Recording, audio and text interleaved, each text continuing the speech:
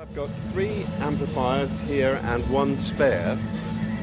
The spare is a Marshall combo that I've had for 20 or 30 years. This Fender is a dual professional, quite rare. You won't find many of those.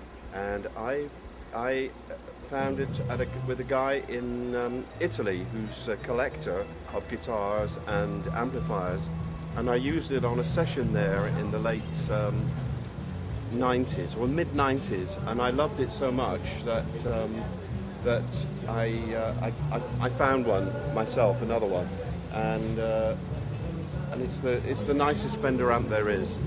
It's exactly right, perfect for this kind of show. That's one side of the stereo, because my signal is stereo, comes out of my guitar and then into this processor here, which is a Boss processor.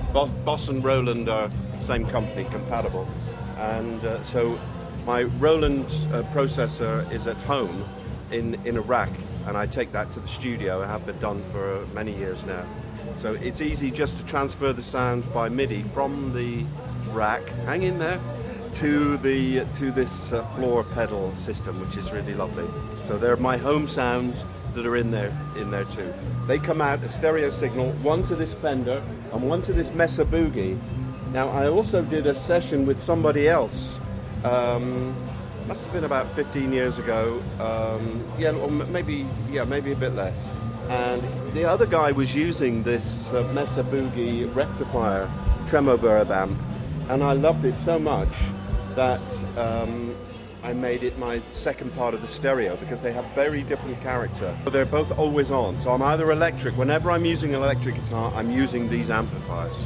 And then the one at the back normally sits in the middle. I've used 3 amplifiers actually, a stereo signal, and then one straight, unaffected signal, so it doesn't come from that processor, it just comes direct. And that's a Marshall that I've had since the 70s.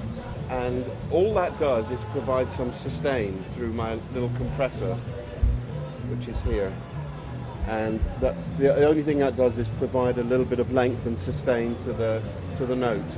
I plug my guitar in now because these radio, this is a radio receiver, transmitter, and I was using those for a few years, but they were so unreliable, the guitar sound would drop out, and it never quite sounded the same.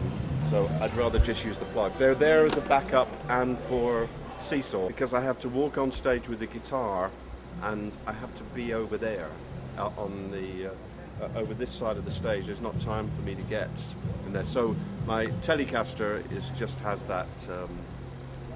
has that radio system. That's the only guitar that uses that. I use the Telecaster on seesaw because that's the guitar that I bought when I first joined the Moody's. I didn't have an electric guitar. I'd sold my original 335, and I bought that Telecaster at a music shop in Swindon. It was cheap. It was 1965, but it played on the first 2 Moody's records, and so it's the sound. That actual guitar did play Ride My Seesaw and all of those early things.